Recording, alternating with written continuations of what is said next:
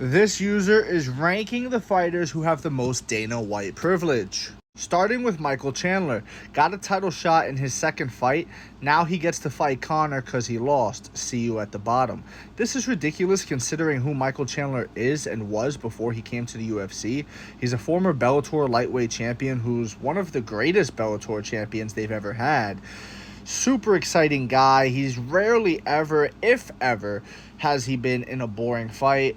He says yes to the promotion, whether it's Scott Coker for Bellator, Dana White for the UFC. He's a guy that you want on your roster, and he's a guy that if you're a fan, you want on the card.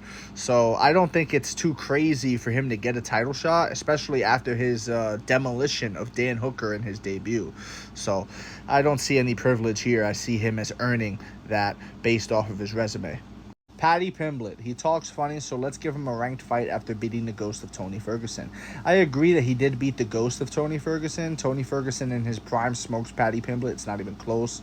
Probably doesn't even go a full 2 rounds. But with that said, that's the name of the sport. You feed the old to the young in hopes to build up new stars. Paddy Pimblett, whatever you want to say about his fighting ability, which I truthfully don't think much of, I will give him credit when he takes someone's back, and when he's on the back, he is really, really good and dangerous.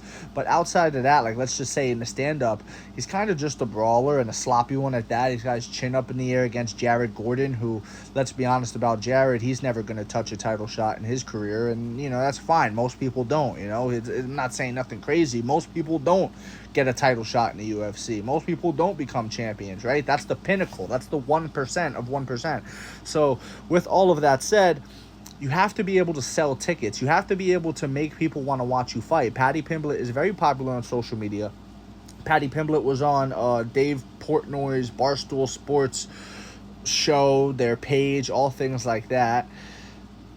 Say what you will, but the guy is popular, and that's part of the sport, man. You can't just be boring in this sport. You have to make people want to watch you fight, and Paddy Pimblett makes people want to watch him fight, so I don't see any privilege here either.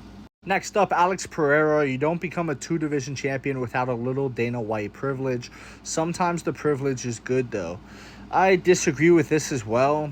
Alex Pereira is a guy who, yes, he was fast-tracked to Israel Adesanya, but much like Michael Chandler, he was a champion in another organization, not an MMA organization, but a kickboxing one of Glory. He was a double champion in Glory, and Glory is the pinnacle of kickboxing, guys. He is not some Andrew Tate level kickboxing champion, like I'm a kickboxing world champion, says Andrew Tate. Well, this guy's a real kickboxing world champion. You get what I'm saying? You could call yourself an MMA world champion when you're the local MMA promotion of your town's champion.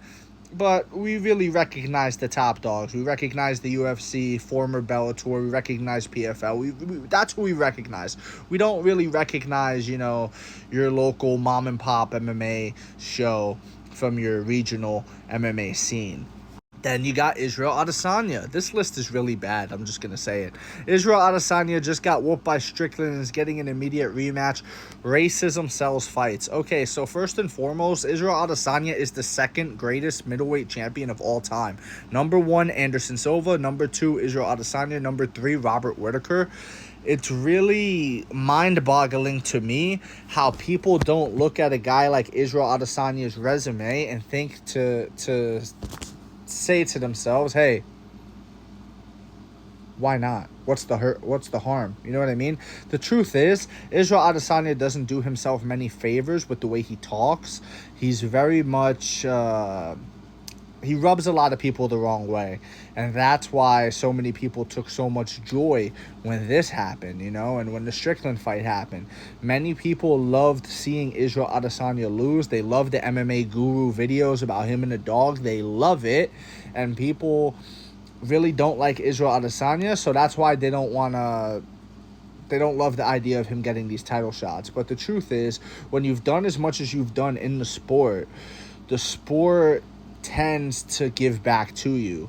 The promoter of the sport that's made so much money off of you is going to continue trying to make money off of you and putting you in title shots. Now, of course, if he loses this next fight to Dricus, No, he doesn't just get a title shot again, you know. But if he comes back and he beats Dricus again, that's a big deal, man. Not again, but you know what I mean. If he becomes champion again by beating Dricus, that's a big deal, and it's a testament to his greatness. And he is as great as he is. I see no problem with him getting a title shot. I do not view this as Dana White privilege. Khamzat Chimaev, he will be fighting the... I'm not even going to say that. In a title eliminator soon. I don't know. I feel like Dana is starting to turn on Khamzat. The last thing Dana said was that the guy pulls out of every fight because he's getting sick close to his fights. You know, Dana's starting to acknowledge this. So I don't even think he has Dana White privilege. I just think, again, like, when he first started, he was saying yes to everything. And he was fighting every other week in different weight classes. When you do that, guys, when you say yes to the promoter, when you say yes to management, and this is in all fields of life. You don't have to be a UFC fighter to exercise this. When you're at work at your 9 to 5 and you say yes to your employer, you're going to get privileges. You're going to be looked upon favorably. It's just how the world works. Why in the world would I be so harsh in punishing the guy who shows up on time every day for work? Not just on time, he shows up early, right? Let's say he shows up early for work, does a great job at work. I'm not going to really punish him as hard when he does something wrong and makes a mistake, as opposed to the guy that's constantly on his phone, showing up late, calling out sick. You get what I'm trying to say here, guys? This is in all aspects of life. When Khamzat first started in the UFC, he was that employee of the month, fighting every other week, saying yes to every opportunity. Now, not so much. Sean O'Malley, this guy got Chito Vera as his first title defense. Enough said. So this to me just lets me know that you're a new fan that doesn't know what you're talking about. And there's nothing wrong with being a new fan. I'm not one for gatekeeping the sport. But you do need to do your research, right? When you become a new fan. When I became a new fan of this sport back in 2009, best believe I did my research on the champions that came before the champions I was watching at the time, right? Who was the welterweight champion before George St. Pierre? Who was the champion before BJ Penn? Who was the... And, you know, you do your research and you learn about the greatness of other people that came before your era. And that's not what people are doing, man. I just want to throw that out there. Just a little tangent. But Chito knocked out O'Malley in their first fight. So how is this anything? How is this enough said? How is this a mic drop? Chito won the first fight. Nonsense.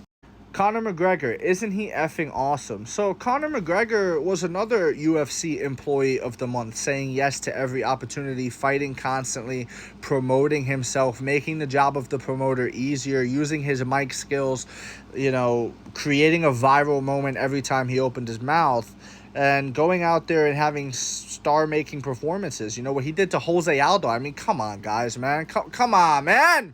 Knocked out Jose Aldo in 13 seconds, man. What are we talking about? Privilege. This guy earned any privilege that he has. He earned it, okay? Any leeway that the UFC gives him, he earned it by being the biggest star in the sport and making the most money for the sport.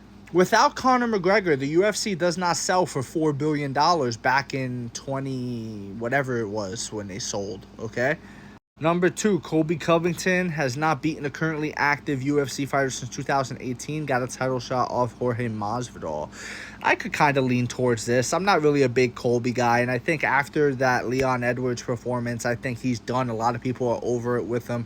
I think Dana White didn't like what he said about the dad thing either, much like a lot of fans. And I think Colby's past it at this point, but you know, Colby was the perennial number 2 guy. Yeah, he didn't fight for a while, but you knew how good he was against Usman. So it was one of those things where it's like, oh, you got this guy who's right there, and you know how good he is. So it is what it is with Colby. But I could agree with this. I'll let this one slide. And then Jon Jones. This guy must have Dana's family hostage or something. Dana can't help but glaze him, holding up an entire division to fight a retirement home resident. This is completely disrespectful to Stipe Miocic, who is not a dead horse, the way people are saying. Again, this is only something that a new fan says. Nothing wrong with being a new fan, but, you know, get some class and educate yourself. And Jon Jones, one of the greatest of all time, man. Like, when you have a talent like that, again, that's not privilege. That's you acknowledging how damn good the guy is. That's all I got for this one. I'm running out of time in 10 seconds. Let me know what you think in the comment section below, whether you agree, disagree, doesn't matter. Join the discussion, follow for more, leave a like if you enjoyed the time spent, and thank you. You are all appreciated.